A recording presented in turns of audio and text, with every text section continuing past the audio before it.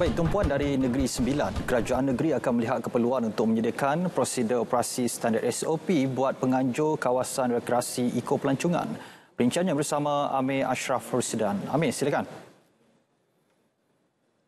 Kerajaan Negeri Sembilan akan melihat keperluan untuk menyediakan garis panduan atau SOP untuk penganjur kawasan rekreasi Iko Pelancongan di negeri ini bagi memastikan ia selamat buat para pengunjung. Menurut Menteri Besar Datuk Seri Aminuddin Harun, kerajaan negeri sedang membuat perbincangan agar SOP yang lebih jelas dan selamat dapat dipraktikkan. Tambahnya, tren aktiviti perkemahan yang semakin popular juga menjadikan kawasan rekreasi Iko Pelancongan, terutama tapak perkemahan di Port Dickson, mendapat sambutan termasuk kawasan tepi sungai, air terjun serta berbukit. Kalau kita lihat di Port Dickson tu, kalau hujung minggu, malam minggu tu, kawasan-kawasan pantai itu penuh dengan perkemahan.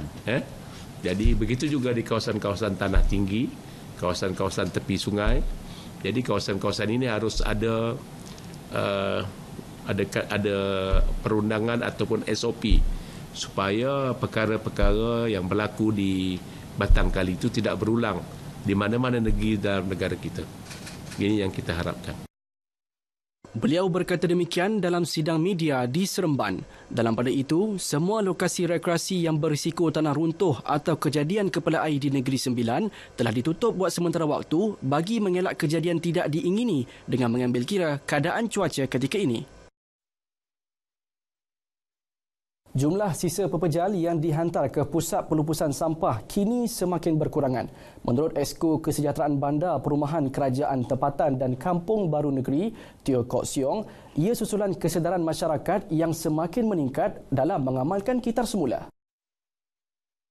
Perkara itu merupakan petanda positif untuk mengurangkan sisa pepejal di pusat pelupusan dengan cara mengitar semula bahan buangan. Saya difahamkan oleh SW Corp, data saya tidak mempunyai data lah.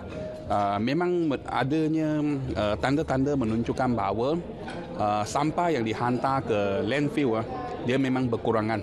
Jadi dia bermaksud sampah dia sepatutnya dia lebih bertambah, tapi dengan adanya amalan kita semula ataupun recycle, memang adanya pengurangan dari segi bilangan ataupun berat sampah yang kita hantar ke landfill. Beliau ditemui pada Majlis Apresiasi Blueprint Negeri Sembilan Bersih di Seremban.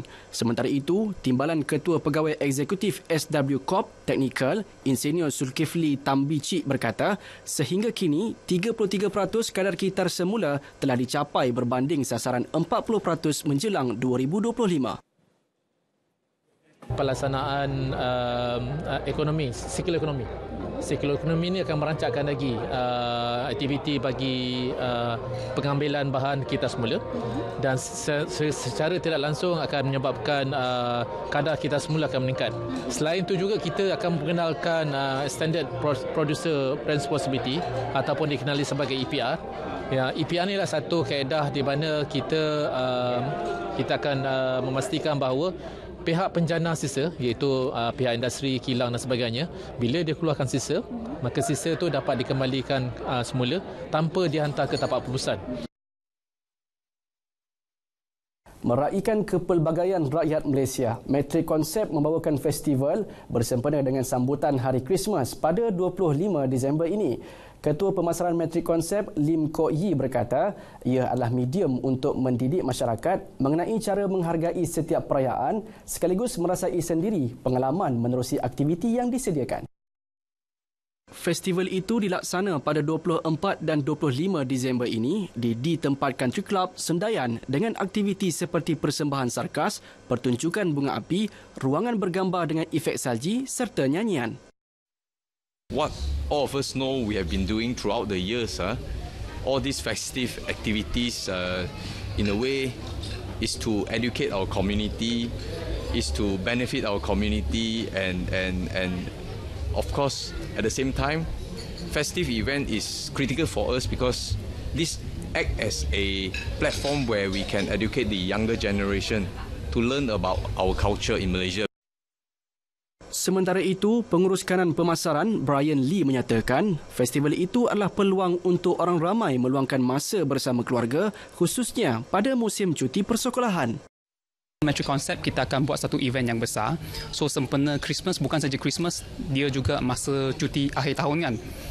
So adalah masa untuk orang datang sini enjoy event, tak perlu pergi ke Klang Valley.